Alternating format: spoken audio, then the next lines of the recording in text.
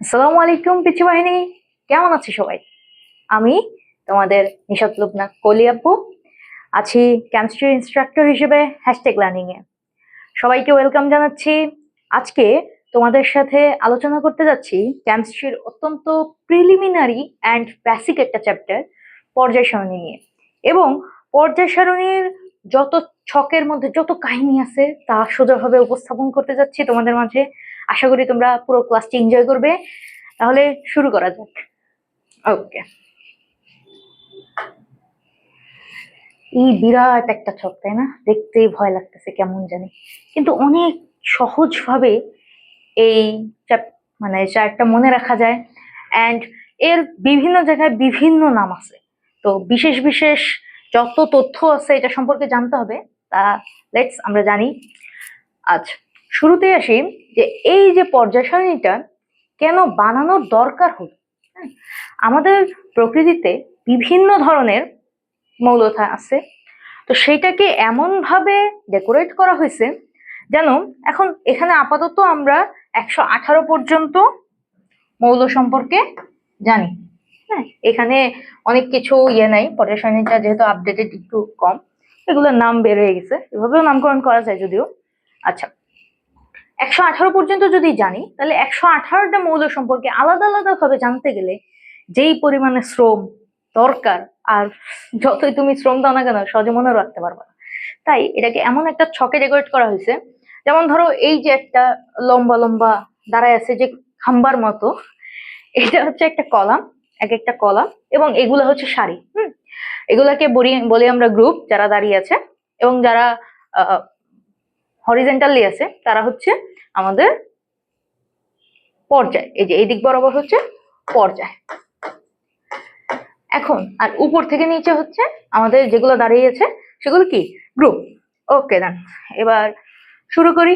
তাহলে যদি আমাকে প্রশ্ন করে যে আপু, পর্যায় সারণীতে কয়টা গ্রুপ আছে, এখন দেখা যাক 1 2 3 4 এভাবে যদি করতে থাকো, দেখবা 18টা গ্রুপ আছে। কয়টা গ্রুপ?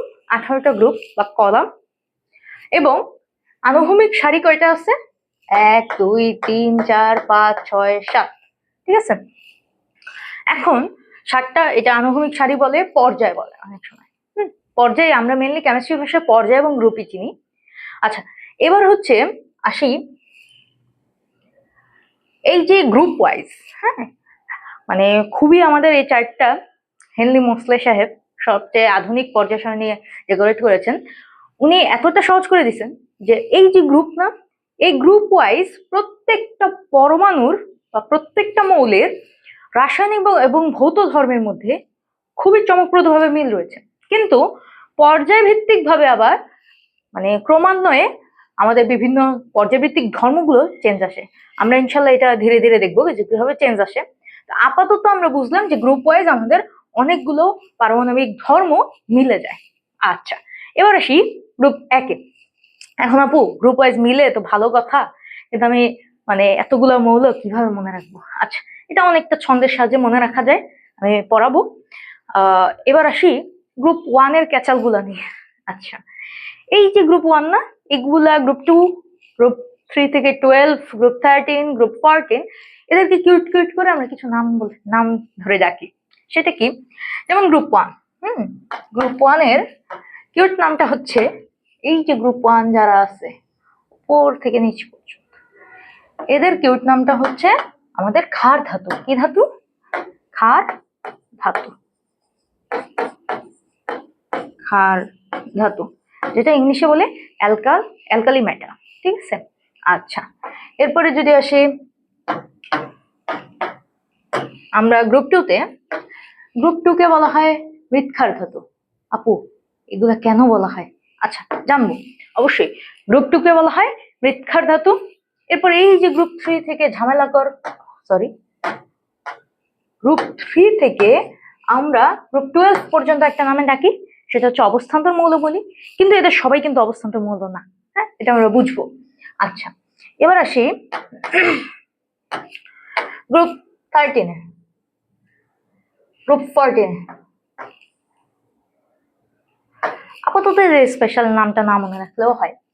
আর আসি এবার গ্রুপ 15, হ্যাঁ গ্রুপ 15 কে কিউট করে ডাকা হয় নিকটোজেন, কিন্তু নামটা যতটা কিউট ততটাই ভয়াবহ। পরে আমরা জানবো যে কি জন্য গ্রুপ 15 কে বলা হয় নিকটোজেন। কি? নিকটোজেন। গ্রুপ 16 কে কি বলা হয়? গ্রুপ 16 কে বলা হয় চ্যালকোজেন। Chalcogen chalcogen group. এবং গ্রুপ 17 কে বলা হয় হ্যালোজেন গ্রুপ। সবচেয়ে অ্যাট্রাক্টিং ব্যাপারটা হচ্ছে গ্রুপ 18 কে আমরা বলি নিষ্ক্রিয় মৌল। এখন এই যে এত কিছু বললাম আপু, কেন এদেরকে এই নাম দেওয়া হয়েছে, ঠিক আছে, এগুলো আগে একটু পরে আসি। আচ্ছা লেটস, কি বললাম? গ্রুপ 1,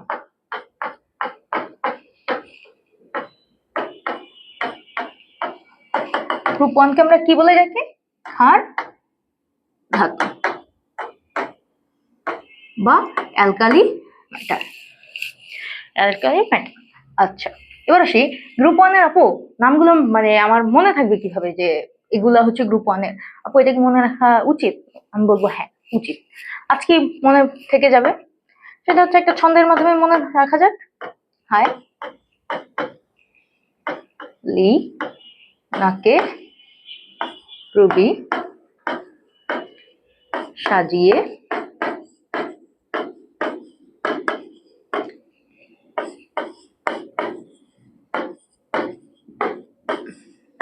ফিরেছে।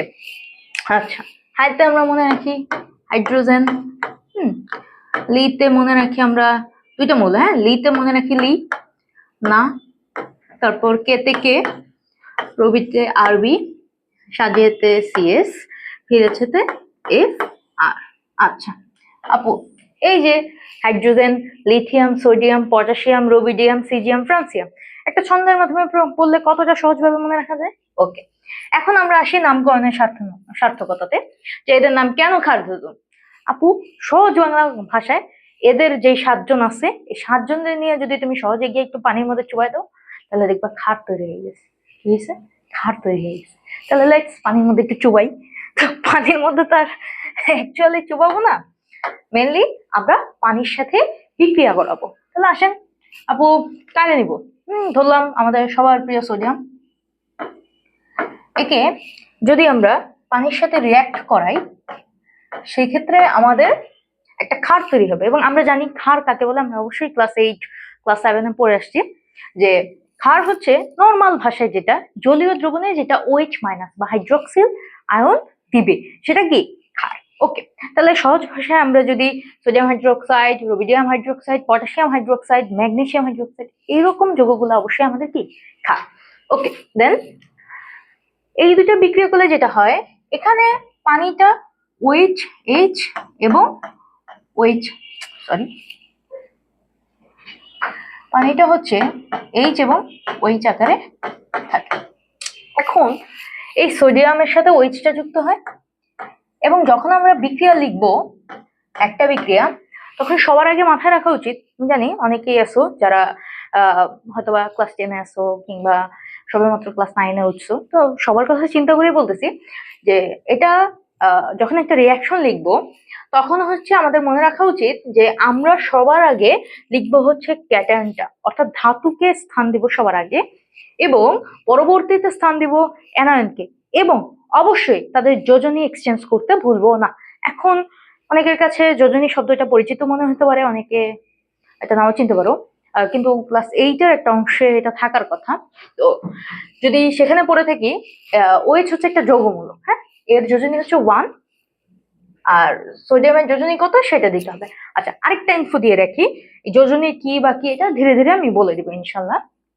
গ্রুপ 1 এর সবার যোজনী হচ্ছে 1। গ্রুপ 1 এর সবার যোজনী কত আপু? 1, এটা মনে রাখবা, ঠিক আছে? তাহলে ওরও 1। এখন 1 যদি সেম জিনিস থাকে, 1 থাকলে আমার লেখারই প্রয়োজন নাই। আবার যদি সেম জিনিস থাকতো, যেমন 2 আর 2 থাকতো, তাহলে কাটাকাটি যেত, কিংবা 2 4 থাকলে গুণিতক থাকলেও আমরা কেটে ওই পাশে কাটাকাটি করে যা আসে সেটা লিখলাম। ওকে, এবার আসি এটা আমরা না লিখে, হ্যাঁ ওকে, তাহলে এই জিনিসটা কেমন দাঁড়াবে? সোডিয়ামেরও যেহেতু 1, হাইড্রোক্সাইডেরও যেহেতু 1, তার মানে সোডিয়াম হাইড্রোক্সাইড, এবং সাথে তৈরি হবে এই যে হাইড্রোজেন। এই হাইড্রোজেন বান্ধা হচ্ছে, তুমি যদি হাইড্রোজেন লিখো এইভাবে, তাহলে সুন্দর মতো স্যার তোমার রিয়াকশনের এই উৎপাদের উপর একটা জিরো দিয়ে এটা ক্ষতে আসে যে গ্রুপ ওয়ান কে কেন ক্ষার ধাতু বলা হয়। তো তখন তোমাকে সুন্দর করে 2-0 দিয়ে রেখে দেবে। কেন? তার কারণ হচ্ছে এই যে আমরা পড়বো হাইড্রোজেন, অক্সিজেন, নাইট্রোজেন এবং সামনে পড়বো গ্রুপ 17 যারা আছে সবাইকে আমরা দ্বি-পারমাণবিক বলে থাকি। অর্থাৎ আমরা যখন লিখবো তখন হাইড্রোজেন 2 লিখবো, নাইট্রোজেন 2 লিখবো, অক্সিজেন 2 লিখবো। কেন? কারণ হচ্ছে প্রকৃতিতে এদেরকে আমরা সিঙ্গেল হিসেবে পাই না। মানে single hydrogen, single nitrogen, single অক্সিজেনের এক্সিস্টেন্স খুবই কম। মানে 1 ন্যানো সেকেন্ডে এরা এক্সিস্ট করে না, এরকম টাইপের। আচ্ছা, তাহলে আমরা এদেরকে কি লিখবো? এবং আসলে আরেকটা হ্যালোজেন, হ্যাঁ, এই এক্স কেন আপু? হ্যালোজেনকে কি এইচ দ্বারা প্রকাশ করেন না? আমরা সার্বজনীন ভাবে স্বীকৃত হচ্ছে যে হ্যালোজেন গ্রুপের সকল সদস্যকে আমরা এক্স দ্বারা প্রকাশ করব। ওকে, তাহলে এদের সবাইকে আমাদের কি হিসেবে লিখতে হবে? 2 আকারে লিখতে হবে। হ্যাঁ, আচ্ছা, এটা আউট অফ দ্য টপিকে না যাই। আর এবার আসি, যেহেতু হাইড্রোজেন আছে তার মানে হাইড্রোজেন 2। এখন আপু সমতা নাই, হ্যান নাই, তার নেই, আমি ব্যাপারটাকে আর ইয়া করলাম না। যদি সমতা করি সেক্ষেত্রে হচ্ছে এখানে 2 দিলাম, 2 দিলাম, 2 মিলে গেছে। ঠিক আছে, তো আপু এরকম যদি এই সাজিয়ে ফেলেছে এই যে সিজিয়াম ভদ্রলোক, এই ভদ্রলোককেও কি ক্ষার ধাতু তৈরি করবে? অবশ্যই তৈরি করবে। কারণ তুমি এর সাথে যদি পানির বিক্রিয়া দাও সেই ক্ষেত্রে হবে কি, সিজিয়াম হাইড্রোক্সাইড প্লাস হাইড্রোজেন, এটা কিন্তু গ্যাস পাওয়া যাবে। ওকে, তাহলে আমরা বুঝে গেলাম গ্রুপ 1 এর যত ক্যাচাল ছিল। ওকে দেন, এইবার আচ্ছা নেক্সট স্লাইডে যাই। যেহেতু গ্রুপ 1 শেষ, এবার আসি গ্রুপ 2। তাহলে গ্রুপ 2 এর কারা?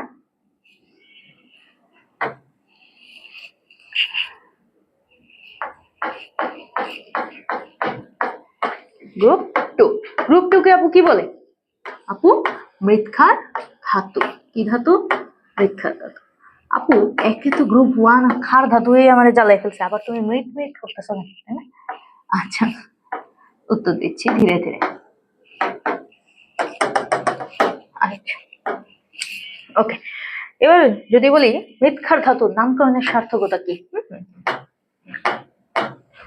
আমাদের মৃৎক্ষার ধাতু, আপু এই জিনিসটা কি বুঝায় আপু বলে দেই। সেটা হচ্ছে আপু মৃৎ মানে একটু, মৃৎ মানে হচ্ছে মাটি, মৃৎ মানে কি? মাটি। তাহলে মাটি ছাড়া রইলো কি? ক্ষার ধাতু, তাই না? তার মানে কি গ্রুপ 2 এর ধাতুগুলো যদি তুমি পানিতে নিয়ে চুবাও তাহলে ক্ষার পাবা। ঠিক আছে, তাহলে আপু ক্ষার ধাতু নাম দিলেই তো পারতাম যে গ্রুপ 1 এবং গ্রুপ 2 দুইটাই ক্ষার ধাতু। স্পেশাল কারণটা হচ্ছে গ্রুপ 2 এর সকল মৌলকে তুমি মাটিতে পাবা, তাই না? ইন্টারেস্টিং না? হ্যাঁ, তাহলে গ্রুপ 2 এর সকল মৌলকে যেহেতু আমরা মাটিতে পাই এবং এদের সাথে পানির রিয়াকশন দিলে এরা ক্ষার তৈরি করে, এই দুটো রিজনের কারণে এর নাম কি? মৃৎক্ষার ধাতু। ওকে, তাহলে আপু একটা রিয়াকশন দেখাই। ওকে, আচ্ছা, এর আগে পড়ি যে গ্রুপ 2 এ কারা কারা আছে।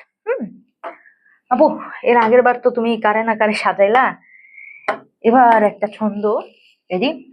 আপুর অনেক ক্ষুধা লাগছে, যাই হোক চলেন ছন্দটা পড়া যায়। বিরিয়ানি, মোগলাই, কাবাব সরিয়ে বাটিতে রাখো।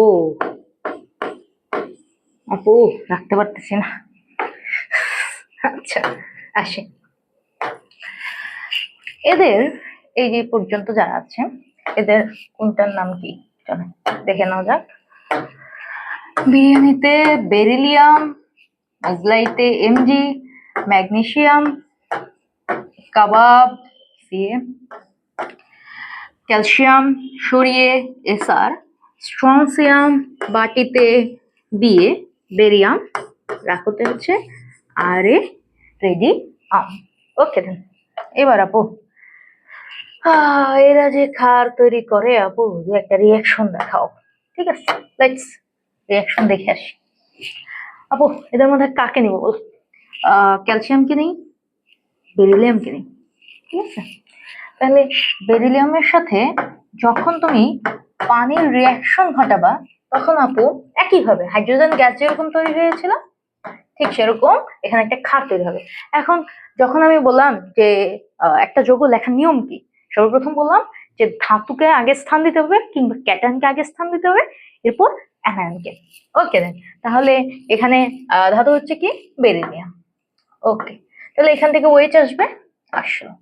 এখন আপু আবার ব্র্যাকেট কেন দিচ্ছ? তার কারণ হচ্ছে তুমি আপাতত জেনে রাখো গ্রুপ 2 এর সবার যোজনী কত আপু? যোজনী হচ্ছে 2। যোজনী কত? 2। ওকে, এবার আসি। তাহলে এই জিনিসটা এভাবে লিখলেই হইতো, তাই না? একদমই ভুল কনসেপ্ট, এটা এইভাবে লেখা যাবে না। তাহলে কি করতে হবে? তাহলে যেটা করতে হবে, তুমি লিখবে বেরিলিয়াম এবং হাইড্রোক্সাইড দিলাম। হাইড্রোক্সাইডের যোজনী কত? 1 এবং বেরিলিয়ামের যোজনী কত? 2। এখন আমরা এমনি লিখলেই তো হয় না, খবরদার। যেমন 2টা কি পুরো হাইড্রোক্সাইডের সাথে না, মানে হাইড্রোক্সিল আয়নটার সাথে না, কিন্তু তুমি যেভাবে লিখলা সেটাতে মনে হচ্ছে যে হাইড্রোজেনের সাথে 2। বুঝতে পারছো? তাই না? তাহলে আমাদের কি করতে হবে? ব্র্যাকেট দিতে হবে। হ্যাঁ, আর যেহেতু 1 আমরা লিখি না, এটা আমরা আসলে গুণাই ধরি না, তাই আমরা এই 1টা না লিখলেও চলে। ঠিক আছে, বুঝতে পারলাম? ঠিক এরকম দেখালাম। তাহলে এবার ক্যালসিয়াম, তাহলে ক্যালসিয়ামের সাথে আপু পানির রিয়াকশন দেই। পানির রিয়াকশন দিলে কি তৈরি করবে? Calcium hydroxide. Calcium hydroxide plus hydrogen. হ্যাঁ, সমতকরণ না করি। এবার আসি আপু, এই যে ক্যালসিয়াম হাইড্রোক্সাইড আছে না, একটু বড় হই, দেন আমরা পড়বো কি জানো, এর একটা বিশেষ নাম আছে।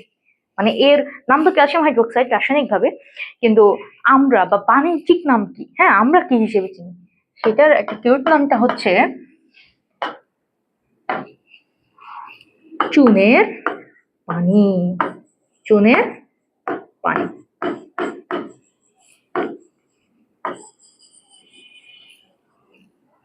ওকে দেন, বুঝলাম? ঠিক আছে, এবার আসি গ্রুপ 2 শেষ। পরের স্লাইড। আপু এর আগে কি কি জানি বললাম, গ্রুপ 1 এর ক্যাচাল শেষ, গ্রুপ 2 এর ক্যাচাল শেষ। এখন আপু এই ছন্দ পড়াইছো কেন, তাই না? তো ছন্দ যদি আমি জিজ্ঞেস করো যে আপু কেন পড়াইছি, সেটা হচ্ছে দেখো, তোমাকে এমসিকিউ তে কোশ্চেন আসবে যে গ্রুপ 1 এ কয়টা মৌল আছে, তাহলে কয়টা? 1 2 3 4 5 6 7টা। এখন তুমি কি বারবার মুখস্থ করবা যে গ্রুপ 1 এ কয়টা, গ্রুপ 15 তে কয়টা, গ্রুপ 16 তে কয়টা? মুখস্থ করবা? দরকার নেই তো। আমরা এক ঢিলে দুই পাখি মারবো। কিভাবে? ছন্দ পড়বো, ছন্দ পড়লে আমাদের সবগুলো মৌলের নাম মুখস্থ থাকবে। পাশাপাশি আমাদের যদি কোশ্চেনও করা হয় যে এখানে এই গ্রুপে কয়টা মৌল আছে, এই গ্রুপের নাম কি, হ্যাঁ এই গ্রুপকে কেন ক্ষার ধাতু বলা হয়, এই সব মানে এমসিকিউ, শর্ট কোশ্চেন, সবকিছু আমি কভার করার চেষ্টা করতেছি ইনশাল্লাহ। ঠিক আছে, তাহলে আমরা ওইভাবে অ্যান্সার দিব। এবার আসি, যেমন আমাকে যদি বলে গ্রুপ 1 এ কয়টা আছে, এই যে দেখো হাই লিনা কেরুবি সাজিয়ে ফেলেছে, তো 1 2 3 4 5 6 7 চলে আসলো। ঠিক আছে, এবার আসি গ্রুপ 3 থেকে, গ্রুপ 3 থেকে 12 পর্যন্ত। ওকে, লেটস।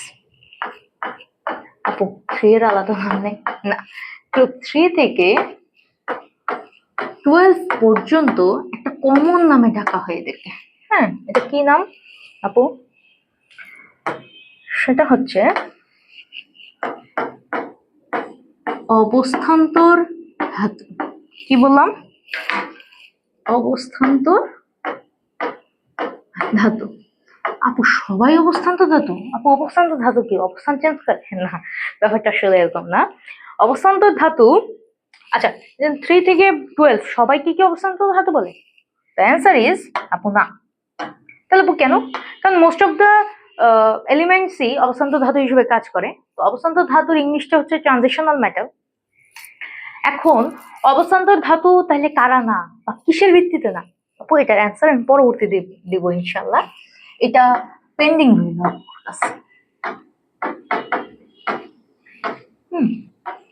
এবার আসি, এর মাঝখানে আবার একজন আছে, গ্রুপ 11। গ্রুপ 11 তাহলে আপু গ্রুপ 11 কারা ছিল আমাকে একটু চেহারাটা দেখায় আনবা? ঠিক আছে, লেটস দেখে আসি। আচ্ছা, এই যে দেখো গ্রুপ 11 কোথায়, এই যে, হ্যাঁ এই যে গ্রুপ 11 এর সবাই আছে না? কয়টা মূল আছে? মাত্র 4টা। আরেকটা জিনিস মনে রাখবা, গ্রুপ 3 থেকে 12 পর্যন্ত কয়টা মূল আছে সেটা পড়তে হবে, হ্যাঁ। এবং যদি আমি বলি প্রত্যেকটা গ্রুপে কয়টা আছে, গ্রুপ 11তে কয়টা আছে, গ্রুপ 8তে কয়টা আছে, সবগুলো অ্যান্সার হবে কয়টা? 4টা করে আছে, ঠিক আছে। এখন তোমাদের জন্য আমার একটা কোশ্চেন হচ্ছে, গ্রুপ 3 তে কয়টা মূল আছে? তো 5 মিনিট পরে জিজ্ঞেস করবো, নিজে নিজেই ভাবো, নিজে নিজে চিন্তা করো যে অ্যান্সারটা কি হবে।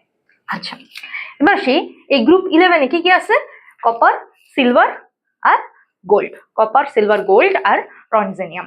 এখন এই যে কপার, সিলভার এবং গোল্ড আছে না আপু, এদের নামটা না আমাদের যখন আমরা প্রথমবার শুনি না, আমাদের এত মানে ভয়ঙ্কর লাগে না।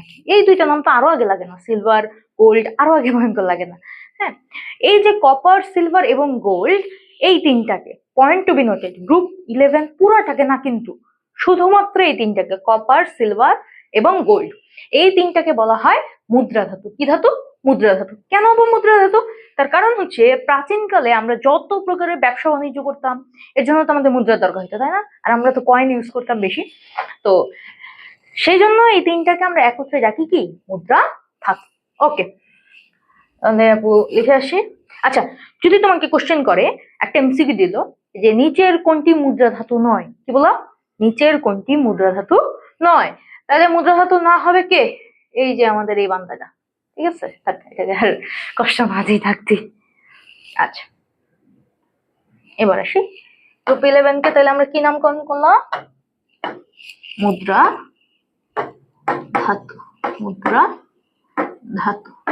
কিন্তু আপু মুদ্রা ধাতু না কে? হ্যাঁ, রনজেনিয়াম। কে? রনজেনিয়াম।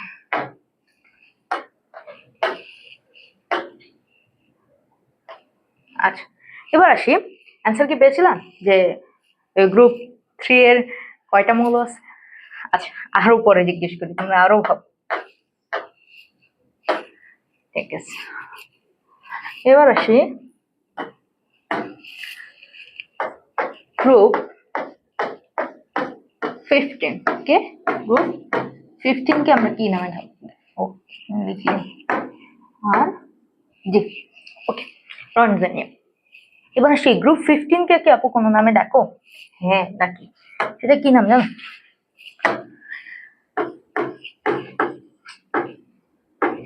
নিকটোজেন। নিকটোজেন। আপু নিকটোজেন মানে কি? এটা তো বাংলা শব্দ লাগতেছে না, ঠিক না? নিকটোজেন মানে কি আপু? নিকটোজেনটা হচ্ছে নিকটোজেনটা হচ্ছে নিকটোজেন মানে হচ্ছে শ্বাস রোধকারী মৌল। শ্বাস রোধকারী মৌল। কেন আপু শ্বাসরোধকারী মৌল? ওদের যারা আছে সবাই কি টক্সিক নাকি? আচ্ছা, অ্যান্সারটা দিচ্ছে, সেটা হচ্ছে, আচ্ছা আগে তো জানতে হবে যে গ্রুপ 15 এ কারা আছে, তাই না? ওই যে ছন্দ পড়ি একটু, ছন্দটা কি হতে পারে? হ্যাঁ ঠিক আছে, নতুন পুরাণ আজকে সবার বিদায় মাস। তাহলে নতুনে কি আছে? নাইট্রোজেন, পুরানে ফসফরাস, আজকে হ্যাঁ আর্সেনিক, সবার অ্যান্টিমনি। এবং অ্যান্টিমনিকে লিখতে আপু এটি দিতাম, ইয়ান দিতাম কেন? এসবি, আশা করি জানো। হ্যাঁ, এটা ল্যাটিন নাম থেকে আসছে, স্ট্যাবাম। স্ট্যাবাম থেকে আমরা ওইটা প্রতীক হিসেবে নিছি এস বি। ওকে, বিসমাথ বিআই এবং মাসে মস্কো পিয়া। ওকে দেন আবু, তাহলে এরা সবাই কি টক্সিক বা শ্বাসরোধকারী মৌল? অ্যান্সারটা হচ্ছে না। তাহলে আপু কেন নামকরণ করলাম? মানে আমি করিনি, মানে রসায়নবিদেরা করেছেন। তো এই যে এক বান্দার কারণে, হ্যাঁ, আমরা ছোটবেলা থেকে একটা প্রবাদ শুনে আসছি না, সঙ্গদোষে লোহা ভাসে। ঠিক সেরকম যে এই যে পুরো একটা গ্রুপকে ভাই আমি বলে দিচ্ছি শ্বাসরোধকারী মৌল। তার কারণ কি? স্পেসিফিক কারণটা হচ্ছে এই নাইট্রোজেন। তার মানে এই নাইট্রোজেন বান্ধার জন্যই আমরা এই গ্রুপের নামকরণ করছি কি শ্বাসরোধকারী। অন্যান্য গুলো শ্বাসরোধকারী মৌল না, এটা কিন্তু জেনে রাখবা, ঠিক আছে? আচ্ছা, এবার আসি গ্রুপ 15 হয়ে গেল। এবার আমরা পড়বো গ্রুপ 16 কে নিয়ে। আচ্ছা,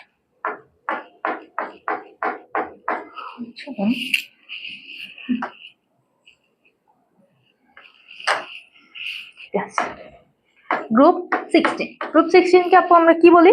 সেটা হচ্ছে চ্যালকোজেন। কি বলি? চ্যালকোজেন।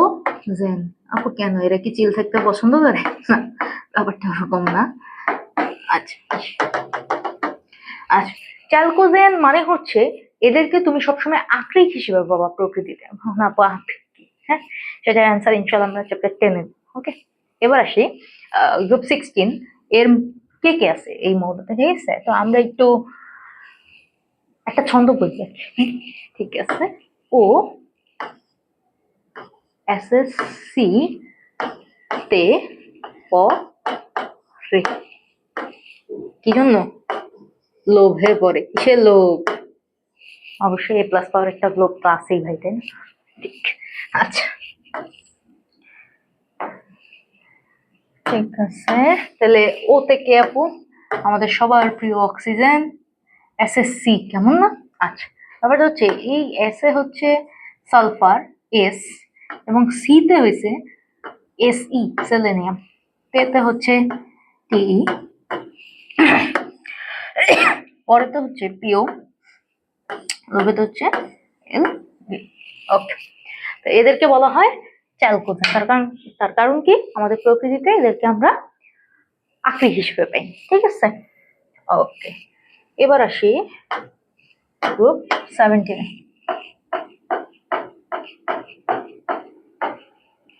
গ্রুপ 17 এদেরকে আপু কি বলে?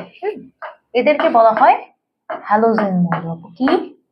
হ্যালোজেন। কেন আপু, এরা কি হ্যালো হ্যালো করে? এরকম না। আচ্ছা, হ্যালোজেন মানে কি? হ্যালোজেন মানে হচ্ছে আপু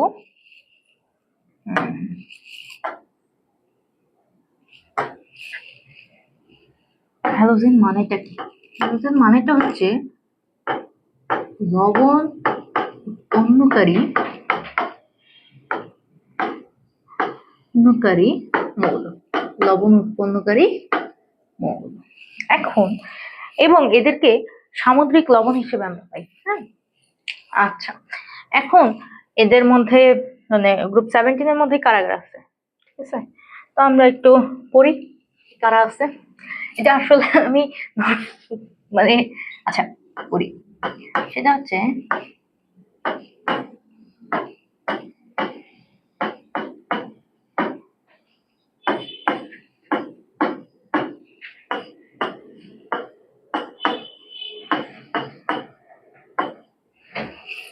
থাক, আর কিছু বইলো না। হ্যাঁ, ওরে আসার মারতেছি আমরা, ঠিক আছে?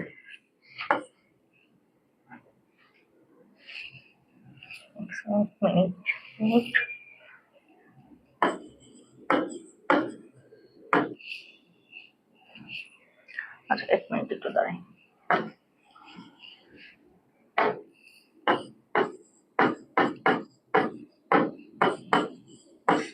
ঠিক আছে, এবার আসি ফ্লোরাতে কি? এফ, ফ্লোরিন, তারপর ক্লোরিন, সিআর, বিতে ব্রোমিন। ওকে, আমাইতে সরি আমাইতে হচ্ছে আই। হ্যাঁ, আই।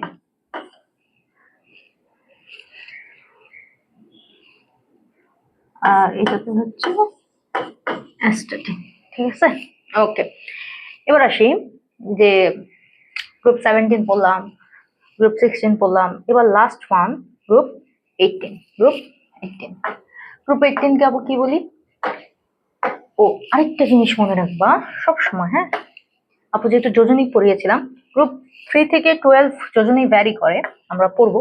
আর এই যে অবস্থান্তর মৌল বলি না, এর অন্যতম একটা বৈশিষ্ট্য হচ্ছে এরা একাধিক যোজনী প্রদর্শন করে। হ্যাঁ, যোজনী ফিক্স না, অনেকগুলা দেখায়।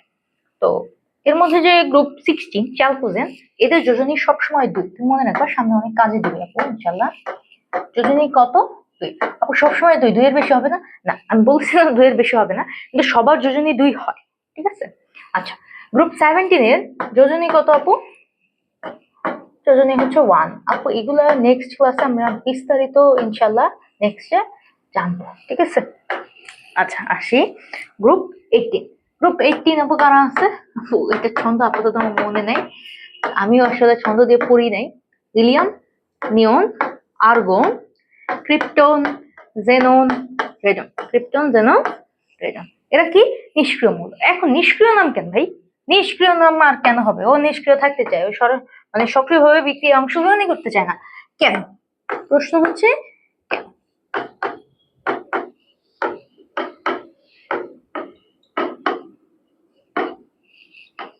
কেন? কারণ হচ্ছে এদের অষ্টক বা দ্বিত্ব পূরণ থাকে। অষ্টক বা দ্বিত্ব কি? আচ্ছা, আশা করি এতদিন ইলেকট্রন বিন্যাস সম্পর্কে আইডিয়া আছে তোমার।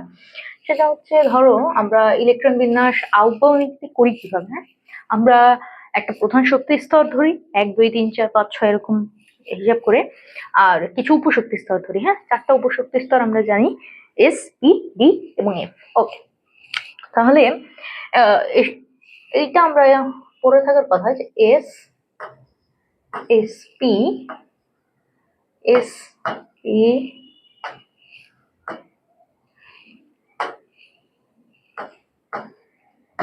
D, S P D F, S P D F. F এর পরে আর নেই। হ্যাঁ, এস পি ডি এফ আসছে আর কি, জিও সম্ভব, কিন্তু এটা আমাদের লাগে না আর কি 118 জন মানে মৌলের মধ্যে ইলেকট্রন বিন্যাস করতে গেলে। আমি একদম সহজে নিয়মটা আপাতত দেখিয়ে দিচ্ছি, কারণ কাজে লাগবে। হ্যাঁ, তো সরি, আমাদের এখানে নামকরণ করতে হবে যে 1 নম্বর শক্তি স্তরে 1টাই উপশক্তি স্তর। হ্যাঁ, 2 নম্বর শক্তি স্তরে 2টা উপশক্তি স্তর। এই যে 3 নম্বরে তাহলে কয়টা? 3টা। 4 নম্বরে কয়টা? 4টা।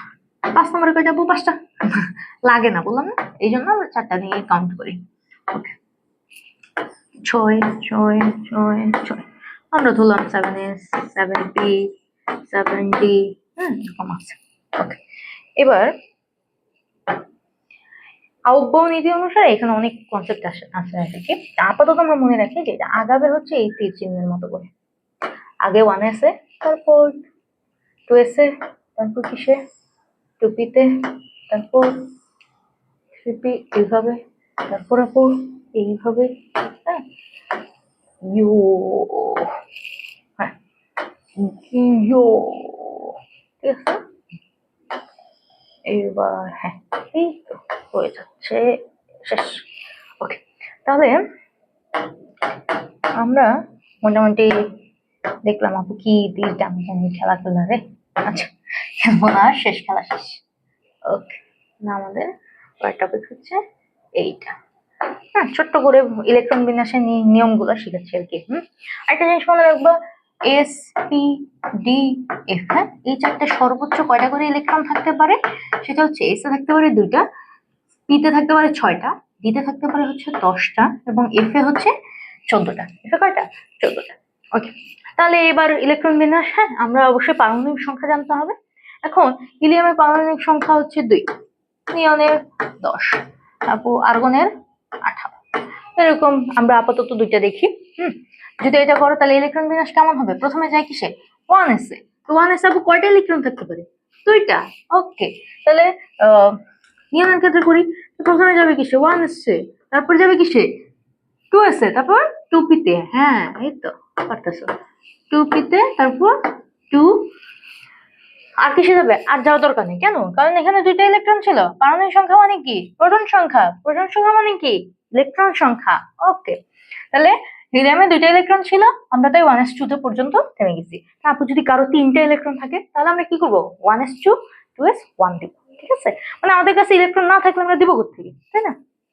এবার আসি, ঠিক এভাবে নিয়ন করলাম।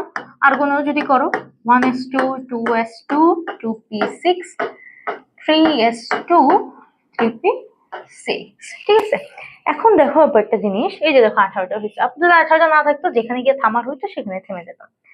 আচ্ছা, এই সবগুলোর মধ্যে তুমি দেখো লাস্ট শেলে তুমি যে কয়েকটা ইলেকট্রন থাকার কথা, যেমন এসে কয়টা থাকতে পারে, দুইটা, বিতে কয়টা থাকতে পারে, ছয়টা। তুমি দেখো এদের কিন্তু ফুলফিল্ড, হ্যাঁ, মানে পুরোপুরি পূর্ণ অবস্থায় আছে, পুরোপুরি কি পূর্ণ অবস্থায় আছে। আচ্ছা, পুরোপুরি পূর্ণ অবস্থায় থাকলে এরা কি ইলেকট্রন নিতে যাবে, ইলেকট্রন দিতে চাবে না, এরা ফুল স্থিতিশীল অবস্থায় আছে, হ্যাঁ, এরা স্টেবল আছে। এখন যারা স্থিতিশীল আছে তারা শুধু শুধু তো আর বিক্রিয়া করতে চাবে না, তাই না? এই জগতে বিক্রিয়াগুলো হয় কেন? নিজেদের স্থিতিশীলতা অর্জনের জন্য। কিসের জন্য? নিজেদের স্থিতিশীলতা অর্জনের জন্য। তাহলে কেউ আর স্থিতিশীলতা ভেঙে তো আর বিক্রিয়া করতে যাবে না, তাই না? তাই এদেরকে সবসময় আমরা কি নামে ডাকি? নিষ্ক্রিয় মৌল বা ইনার্ট গ্যাস। ওকে, এবার আসি আপু তাহলে যোজনী কথা। হ্যাঁ, যোজনী জিনিসটাই হচ্ছে যে তুমি কয়জনের সাথে ইলেকট্রন মানে ত্যাগ করতেছো বা গ্রহণ করে বিক্রিয়া করতে চাচ্ছ। হ্যাঁ, এখন ওরা যেহেতু বিক্রিয়াই করে না, তাহলে যোজনী কত হবে আপু, তুমি বলো। যোজনী কত হবে এতে? 0 আন্ডা। ঠিক আছে, ওকে, গ্রুপ 18 পড়লাম। এখন তাহলে আপু আমরা ওই যে ওই স্লাইড, হ্যাঁ এই তো আমাদের চিরপরিচিত পর্যায় সারণীতে একটু ব্যাক আসি, আমরা কিছু আরো ইনফো জেনে নিই। ঠিক আছে, আচ্ছা, তো আমরা 1 2 3 থেকে 12 13 14 15 16 17 18 সবার সম্পর্কে মোটামুটি জানবো। হ্যাঁ, ওই যে ছন্দ বললাম না, তাহলে এখন কি তুমি আমাকে বলতে পারবা না যে একটা গ্রুপে কয়টা মৌল আছে? অবশ্যই পারবা। ওকে, এখন আপু আমরা আরেকটা জিনিস ফেস করি, সেটা হচ্ছে আমাদের পারমাণবিক সংখ্যা নিয়ে। হ্যাঁ, সর্বপ্রথম আমি সবসময় সাজেস্ট করি যে 1 থেকে 30 পর্যন্ত তোমার টানা মুখস্থ রাখা উচিত। হ্যাঁ, এই পর্যন্ত 1 থেকে 30, তাহলে অনেক হেল্প হয় আর কি। কারণ পারমাণবিক সংখ্যাটা আমাদের কি প্রোটন সংখ্যা, ইলেকট্রন সংখ্যা। ওকে, আচ্ছা, এরপরে আসি, সরি আপু, মোটামুটি নাহলে এদেরকে চিনলাম, কিন্তু নিচে এরা কারা, কোত্থেকে এলো, তাই না? এবার আসি এদের পরিচয় নিয়ে। এই যে ল্যান্থানাম থেকে শুরু করে, হ্যাঁ, এই যে লুটেসিয়াম পর্যন্ত, হ্যাঁ, মোট কয়টা মৌল এখানে? 15টা মৌল আপু। কয়টা? 15টা মৌল। আবার এইখানে অ্যাক্টিনিয়াম থেকে শুরু করে আমাদের লরেন্সিয়াম পর্যন্ত কয়টা মৌল আপু? 15টা। এই 15টা 30টা মৌল কি দোষ করলো যে আপু এদেরকে এই নিচে নিয়ে আসছে, তাই না? এদেরকে নিচে আনার কারণ হচ্ছে, তুমি চিন্তা করো, হ্যাঁ, নর্মালি চিন্তা করো, একদম সহজ ভাবে যাবো। বোরনের যে ধর্ম ইনডিরেক্টলি ডিরেক্টলি থ্যালিয়ামের ধর্মের সাথে অনেক মিলে যায়। আবার আপু ধরো ক্রোমিয়ামের যা ধর্ম সেটা আমাদের মলিডিয়ামের সাথে খুবই মিলে যায়। কেন? একই গ্রুপে পারমাণবিক ধর্মের হিউজ মিল আছে, তাই না? এবার ধরো ক্লোরিনের সাথে আমাদের আয়োডিনের ধর্ম, ঠিক আছে, এদের কি ধর্ম মিলে যায়। এখন ইনকেস যদি এই 15টা মৌলকে আমরা এখানে স্থান দিতাম, মানে এই যে এখান থেকে কিন্তু তুলে নিয়ে আসছে, কোথেকে বলতো? এই যে গ্রুপ 3 থেকে, গ্রুপ 3 এর এই যে এই জায়গাটা থেকে তুলে নিয়ে আসছে, আবার এই যে এই জায়গাটা থেকে। হ্যাঁ, তো এই জায়গাটায় যদি স্থান দিতাম তাহলে কি হতো? এই পুরো সিরিয়ালটা কি হয়ে যেত? ব্রেক হয়ে যেত না? তাহলে ব্রেক হলে আমরা কি পর্যায় সারণীর সার্থকতা রক্ষা হইতো? হইতো না। তাই আমরা কি করলাম, এই জায়গাটাতে এই যে 57 থেকে 71 পর্যন্ত মোট 15টা মৌল আমাদের এইটাকে কম্প্রেস করে আমরা এটা নিচে নিয়ে এসে স্থান দিছি, যেন আমাদের পর্যায় সারণীর সার্থকতা বজায় থাকে। ঠিক একইভাবে এই যে 89 থেকে 103 পর্যন্ত, অর্থাৎ অ্যাক্টিনিয়াম থেকে আমাদের লরেন্সিয়াম পর্যন্ত এই যে 15টা মৌলকে আমরা নিচে স্থান দিছি। এই জন্য এদের দুইটা আলাদা আলাদা নাম আছে। সেটাকে কি বলে? সেটা হচ্ছে এই যে 15টা মৌল যারা 57 থেকে 71 পর্যন্ত, তাদেরকে আমরা বলে থাকি হচ্ছে ল্যান্থানাইট সিরিজের মৌল। ঠিক আছে, আর এদেরকে বলে থাকি আমরা অ্যাক্টিনাইট সিরিজের মৌল। ঠিক আছে, আচ্ছা, এখন আপু সকাল মানে এই থেকে বলতেছো ধাতু অধাতু, হ্যাঁ, এই জিনিসগুলো আমি জানবো কিভাবে? যেহেতু আমরা একটা পর্যায় সারণীর ওভারভিউ ক্লাস নিচ্ছি, তাই একদম সহজ ভাষায় তুমি মনে রাখবা সব সময় আপু, এই যে গ্রুপ 1 এবং গ্রুপ 2,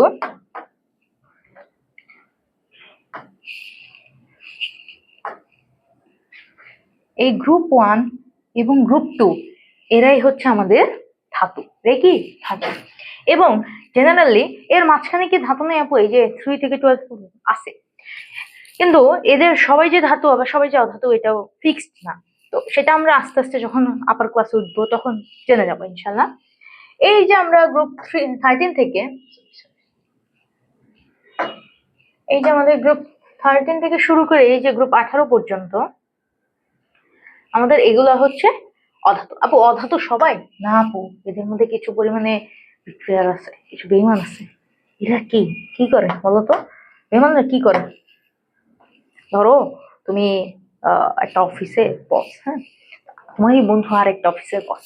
তো এই দুজনের মাঝখানে তোমাদের ভালো ফ্রেন্ডশিপ ছিল, এখন আর নাই। হ্যাঁ, তার মানে কি থার্ড কোনো পার্টি হয়তো বা তোমাদের মধ্যে গেছে লাগে। হ্যাঁ, সেটা কি করছে? তোমার পক্ষে এসে, মানে তোমার দিকে এসে তোমার পক্ষে কথা বলবে, তোমার বন্ধুর কাছে গিয়ে তোমার বন্ধুর পক্ষেও কথা বলবে, কিন্তু দুইজনের মধ্যে আলটিমেটলি একটা গ্যাপ সৃষ্টি করে দিবে। তো এই বেমানগুলা কারা? এই বেমানগুলা হচ্ছে অপধাতু। কি বললাম টার্মটা? অপধাতু। অপধাতু। অপধাতু কি আপু? না ধাতু না অধাতু। তাহলে আপু এরা কারা? হ্যাঁ, আপাতত আমরা মনে রাখবো অপধাতু হচ্ছে 6 জন। কয়জন? 6 জন।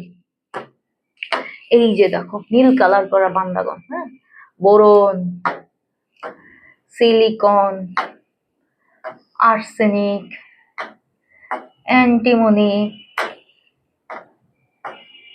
টেলোরিয়াম, আর একটা হচ্ছে পোলোনিয়াম। এই 6টা হচ্ছে অপধাতু। তাহলে আপু অপধাতু কি কি বললাম? সরি অপধাতু কি কি বললাম আমরা? Boron, silicon, germanium, arsenic, antimony এবং boron, silicon, germanium, arsenic, antimony এবং পোলোনিয়াম। ঠিক আছে, এগুলো হচ্ছে অপধাতু। এখন অপধাতুর কাজ কি আপু? এরা মাঝে মাঝে ধাতুর মতো আচরণ করে, আবার মাঝে মাঝে অধাতুর মতো আচরণ করে। এবং আরেকটা ইন্টারেস্টিং জিনিস হচ্ছে, তুমি শুনেই তোমার মাথায় ধাতু শুনে মানে কি ধরে বাড়ি দেবো, ঝুনঝুন শব্দ হবে। ছোটবেলায় আমাদেরকে এগুলো শেখানো হতো। হ্যাঁ, তো আজকে বলে রাখি, কেমিস্ট্রির ভাষায় হচ্ছে ধাতু মানে হচ্ছে যে সকল পরমাণু ইলেকট্রন ত্যাগ করে। ইলেকট্রন ত্যাগ করে। শুধু শুধু ইলেকট্রন কেন ত্যাগ করতে যাবে? সব কাহিনী আমরা পড়বো, হ্যাঁ, সামনে ইনশাল্লাহ। তো মোট কথা হচ্ছে ধাতুরা ইলেকট্রন ত্যাগ করে। ইলেকট্রন ত্যাগ করলে কি তৈরি হয়? ক্যাটায়ন তৈরি হয়। ওকে, আর ইলেকট্রন গ্রহণ করে অ্যানায়ন তৈরি হয়।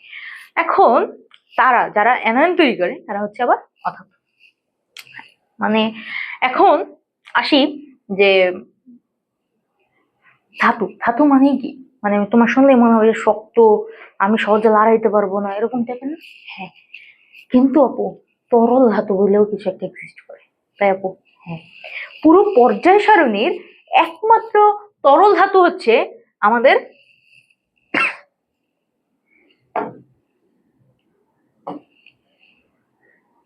মার্কারি। কি? মার্কারি। মনে থাকে যেন, হ্যাঁ, আমাদের একমাত্র তরল ধাতুকে মার্কারি। ঠিক আছে, আচ্ছা, একমাত্র তরল ধাতুকে মার্কারি, একমাত্র তরল ধাতুকে মার্কারি। আচ্ছা, আরেকটা আছে, সেটা হচ্ছে আমাদের একমাত্র তরল অধাতু। একমাত্র তরল অধাতু সে কে জানো? এই যে ব্রোমিন বান্দা। আপু কে এটা? একমাত্র তরল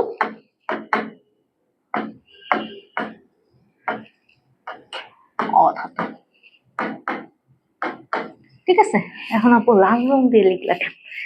আসলে আমার, আমি যখন আর কি তোমাদের মতো বয়সে, তখন হচ্ছে আমাকে যখন যে স্যার পড়াতেন উনি সবসময় বলতেন যে হ্যাঁ, মানে সবাই দুষ্টামি করে আর কি, যে লাভ লেটার যদি লিখতে হয় তাহলে রক্ত দিয়ে না লিখে নিজের কে কেন কষ্ট দিব, মানে ল্যাবের থেকে কিংবা বাজার থেকে আমরা ব্রোমিন কিনে নিয়ে আসবো, এরপর আমরা লাভ লেটার লিখবো।